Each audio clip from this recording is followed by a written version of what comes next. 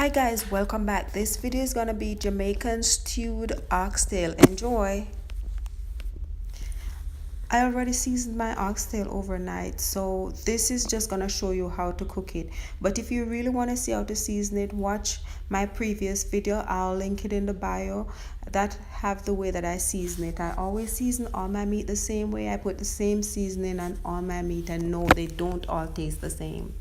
This is my pressure pot because today I decided to pressure it, and in the pot I just have a little olive oil, a little brown sugar, a piece of garlic, and some pimento seed. Just a little olive oil you need, or whatever oil you use, because the oxtail already have a little fat on it which will cook out into oil, so you don't want to add too much oil. I'm just waiting on my brown sugar to burn a little, to get a little brown, to make a little browning. And here you can see it's brown enough and it's even smoking. So now this is the perfect time to add my oxtail that I already seasoned. So I put it in the pot. Be careful guys, because I wanted to just throw it in. And I use this as a method of browning instead of adding the regular browning that you can buy in the shop. I just created my own browning because I don't like it too black. Even though you can use browning without getting it too black, I don't like it too black. So I added the oxtail to the brown sugar, to the kind of burnt sugar. Then I kind of turn it up a little, stir it up. As you can see, while I stir, you can see some of the oxtail, they're getting brown. And I just do this for 2 to 3 minutes, just spin them over thoroughly, just so all the pieces of oxtail can have a little brown color to them.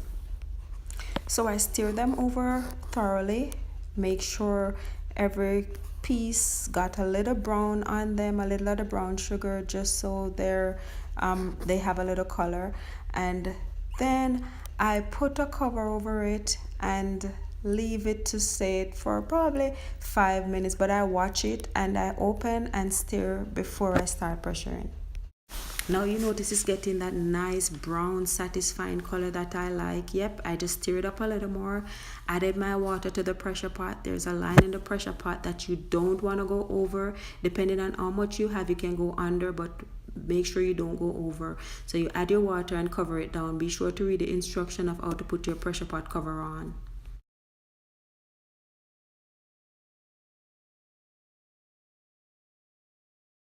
I let this pressure for about 40 minutes. Then I turned the pressure pot off, took it off that stove. You can run some water on it, but never open that pressure pot until it's fully cool.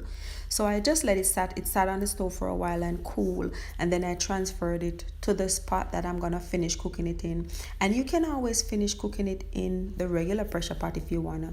So I just transferred it to the spot, added some tomato ketchup, added 1 onion and a couple stalks of scallion, and that's all I needed to add, because when I tasted it, it was perfect. It didn't need salt, it didn't need any more seasoning, and those black things are just pimento seed that I seasoned it up with, and I used some pimento seed like you saw I did when I started. So I just added these and then I let it cook down for like 10 minutes.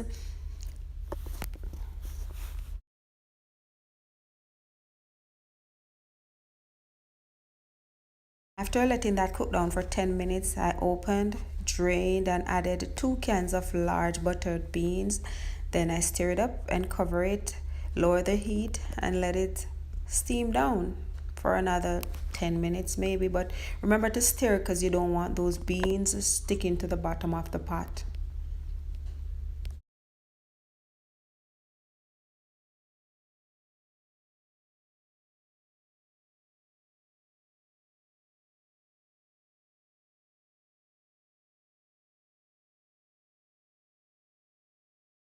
It's up to you how thick you want your gravy or how much gravy you want.